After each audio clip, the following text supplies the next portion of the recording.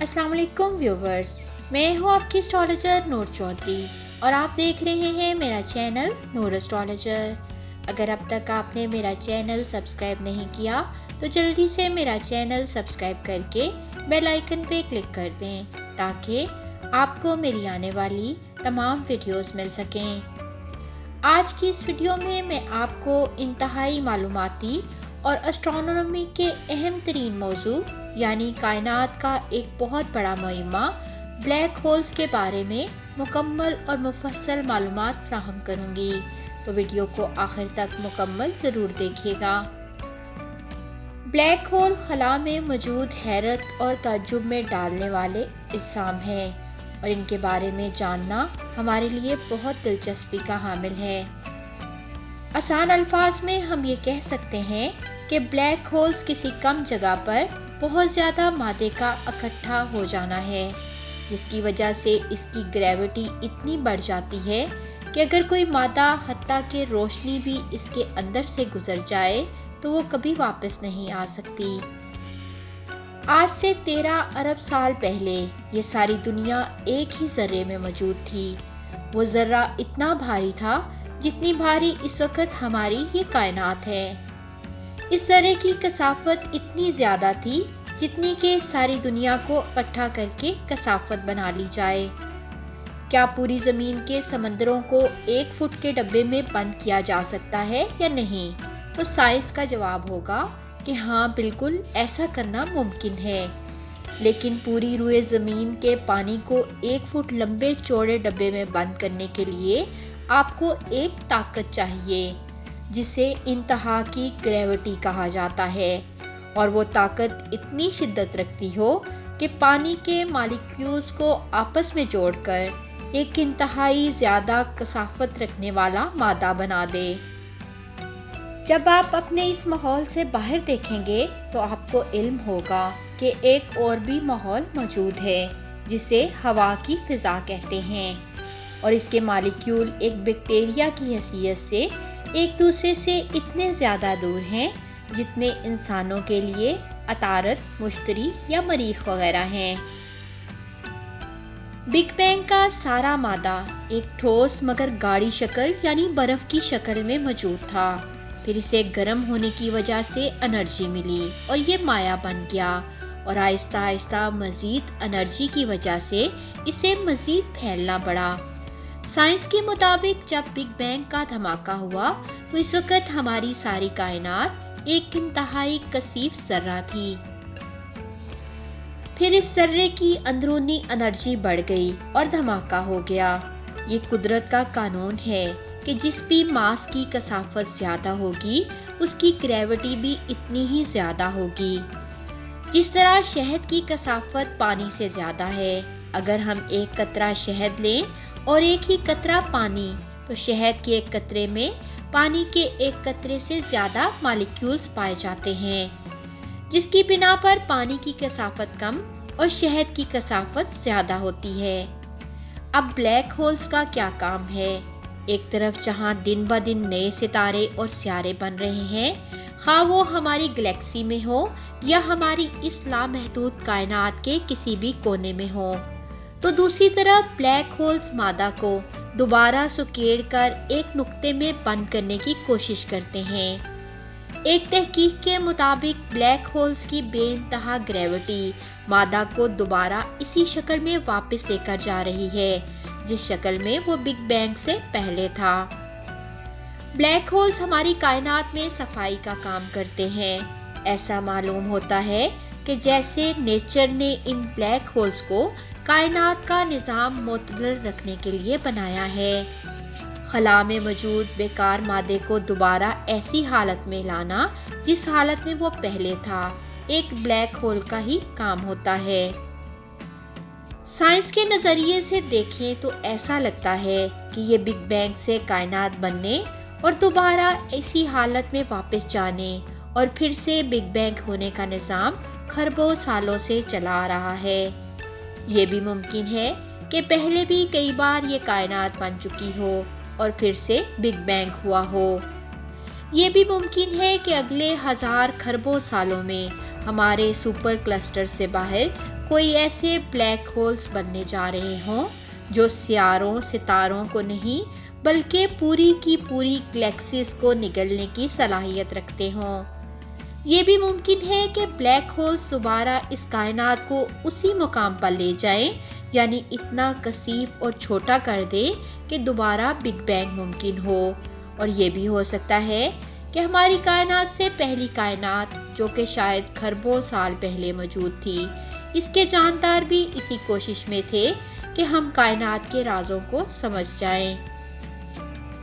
हो सकता है कि ये एक ऐसा निज़ाम हो जो हमेशा से चला आ रहा है, जिसमें कायनात बनने और टूटने का निज़ाम चलता आ रहा हो, मगर इस बात को दावे के साथ अभी तक नहीं कहा जा सकता। कई दहाइयों तक ब्लैक होल्स को सिर्फ नज़रियाती शय के नाम से जाना जाता था, मगर ब्लैक होल की असल इस्तिलाह 1967 में अमरीकी माहिर फल्कियात जॉन व्हीलर ने दी थी। फिर 2019 में इवेंट हॉरिज़ॉन दूरबीन से ब्लैक होल की रिकॉर्ड करता पहली तस्वीर जारी की गई थी। कायनात में कोई भी चीज़ इन ब्लैक होल्स से ज़्यादा ताकतवर, हैबतनाक और खौफनाक नहीं है। ब्लैक होल्स बिला तफरीक हर वो चीज़ हजम कर लेते हैं जो इनकी दस्तरस में हो, चाहे वो सियारे हों या सितारे। कोई भी चीज़ इनसे बच नहीं सकती। ब्लैक होल्स ने शुरू ही से माहिरीने तबीयत को उलझा रखा है। इसकी वजह इनके आसपास और इसके अंदर तबीयत के कवानीन का बहुत ही अजीबोगरीब तरीके से बर्ताव है। अब तक माहिरीने तबीयत ने 3 किस्म के ब्लैक होल्स की निशानदही की है। बहरहाल एक बात तो साबित है कि हमारी कायनात पर इन ब्लैक होल्स ही की हुक्मरानी है। ब्लैक होल्स अमूमन कहकशाओं के मरकज़ में होते हैं। ब्लैक होल्स कायनात की सबसे ज़्यादा पुरस्रार चीज़ों में से एक हैं। इनकी सकली कुव्वत इस कदर शदीद और ज़्यादा होती है कि कोई भी चीज़ इनसे फरार हासिल नहीं कर सकती, चाहे वो रोशनी की रफ्तार से ही सफ़र करने के काबिल क्यों ना हो। इनमें से बाज़ इतने भयानक होते हैं कि पूरी की पूरी कहकशाओं तक निकल सकते हैं। आज से कुछ अरसा पहले तक ब्लैक होल्स सिर्फ साइंस फंक्शन ही में नज़र आते थे, मगर अब हम जानते हैं कि ये वाक़यातन हकीकत में वजूद रखते हैं।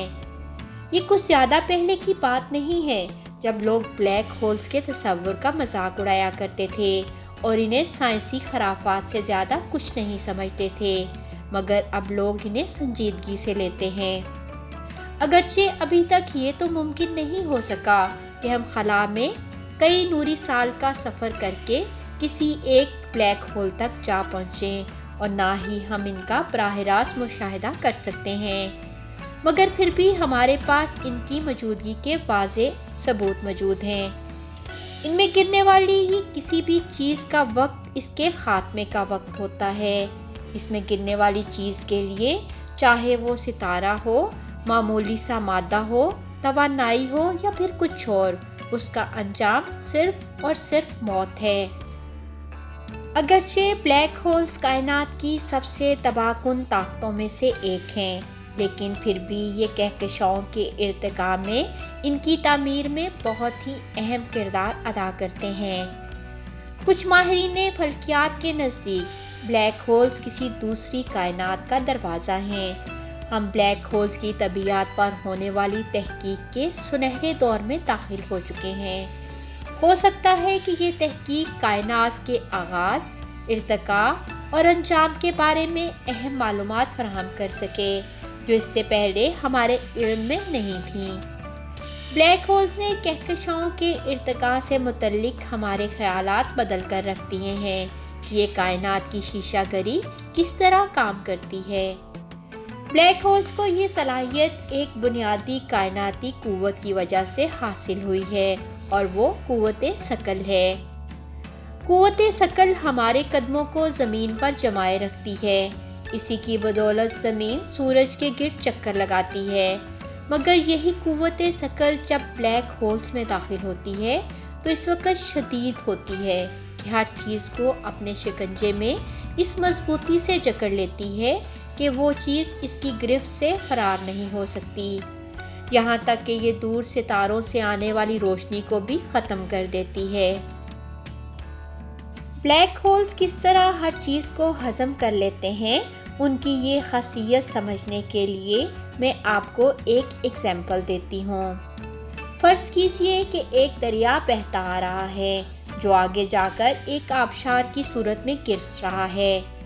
आबशार वाली जगह से बहुत पीछे दरिया का बहाव मामूल के मुताबिक है, लेकिन जैसे जैसे दरिया का बहाव आबशार के करीब आता है वैसे वैसे दरिया का बहाव तेज होता जा रहा है, यहाँ तक कि ऐन आबशार के दहाने पर पहुंचकर दरिया का बहाव इंतहाई तेज होकर आबशार की शक्ल इख्तियार कर लेता है और तेजी से नीचे की तरफ गिरने लगता है।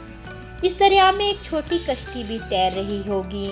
इस एग्जाम्पल में हम कुव्वते सकल को बहता दरिया तस्वुर करेंगे, जबकि आबशार के दहाने को ब्लैक होल का किनारा समझेंगे और छोटी कश्ती को हम एक वजूद समझ लेते हैं जो रोशनी भी हो सकती है और मादा भी।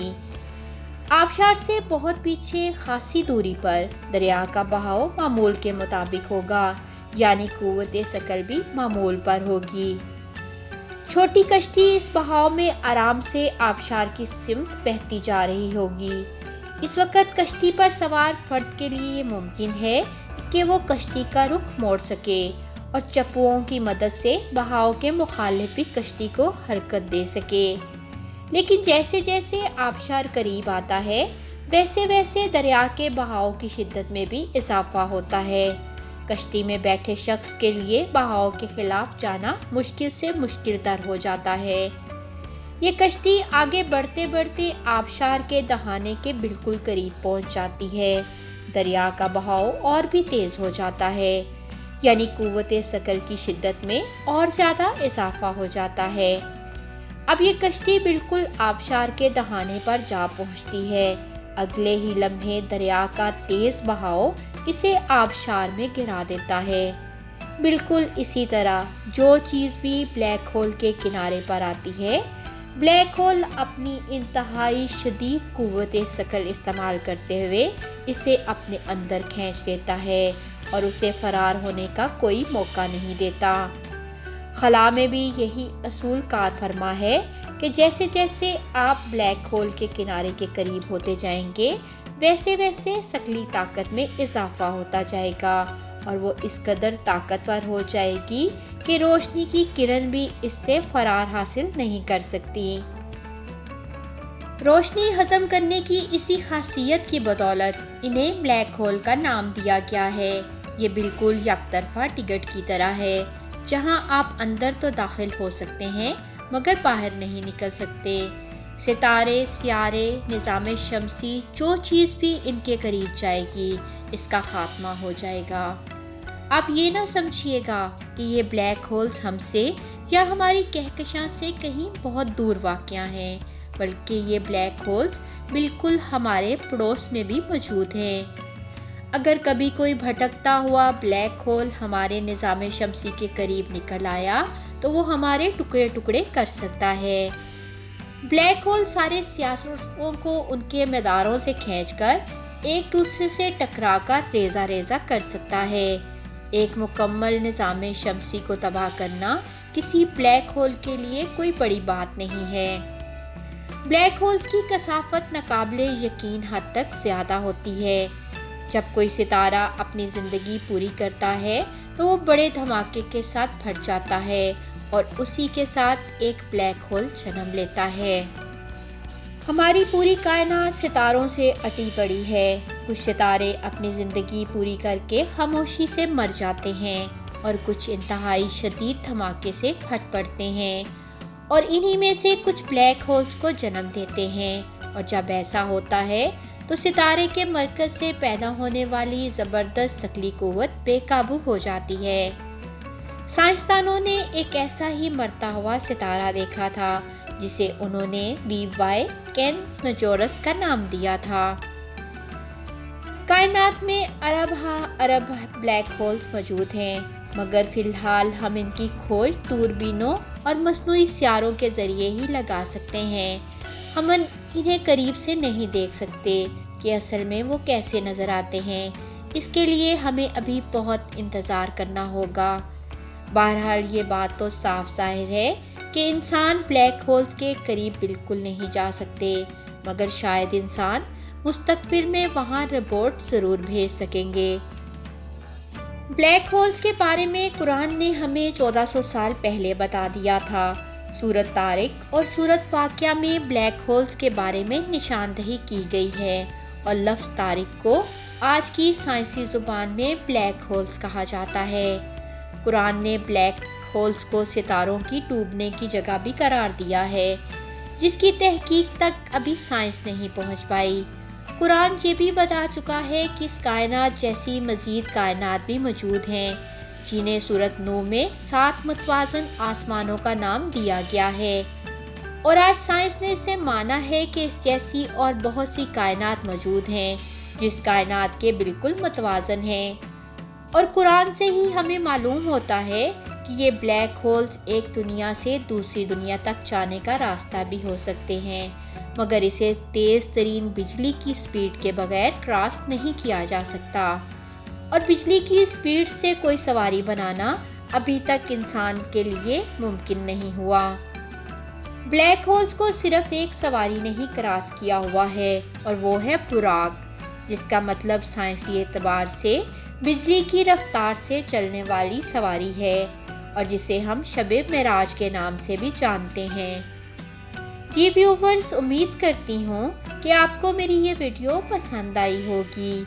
मज़ीद इस तरह की मालूमाती वीडियोस देखने के लिए देखते रहें मेरा चैनल नूर एस्ट्रोलॉजर। अल्लाह हाफिज़।